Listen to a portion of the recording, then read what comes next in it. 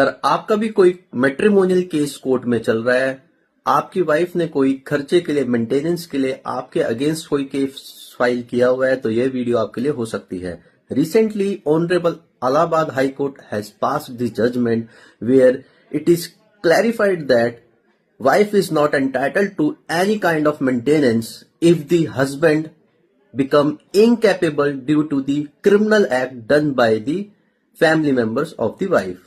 मतलब अगर वाइफ के फैमिली मेंबर्स किसी भी तरह की कोई इंजरी, कोई हार्म, कोई नुकसान हस्बैंड को पहुंचाते हैं, जिसकी वजह से हस्बैंड कमाने योग्य नहीं रहता, तो वाइफ का कोई अधिकार नहीं है खर्चा यानी मेंटेनेंस लेने का।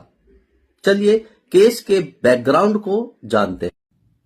13 अप्रैल 2019 में जब हस्बैंड अपने क्लिनिक में प्रोफेशनल वर्क में एंगेज रहता है, उसी समय वाइफ का रियल ब्रदर एंड फादर उसके क्लिनिक पर आते हैं और उसको बुरा भला कहते हैं, जिसका विरोध हस्बैंड करता है। और विरोध करने पर वाइफ का रियल ब्रदर उसको गोली मार देता है।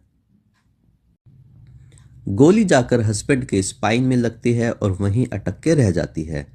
डॉक्टर्स का कहना है कि अगर गोली को स्पाइन से रिमूव किया गया तो हस्बैंड को पैरालिसिस भी हो सकता है।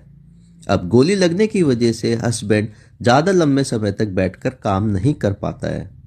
ज़्यादा लंबे समय तक बैठ के काम ना करने की वजह से हस्बैंड कमाने योग्य नहीं रहता और वह बेरोजगार हो जाता है। कोर्ट का मानना है कि हस्बैंड की ही ड्यूटी है वाइफ को मेंटेनेंस देने की, और कहीं भी ऐसा नहीं है कि वाइफ के ऊपर भी लीगल ड्यूटी है हस्बैंड को मेंटेनेंस देने की।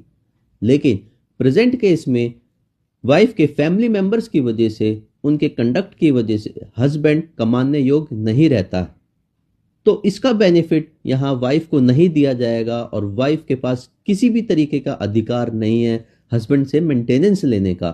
और अगर कोर्ट हस्बैंड को डायरेक्शन देती है वाइफ को मेंटेनेंस देने की, तो यहाँ हस्बैंड के साथ ग्रेव इनजस्टिस होगा।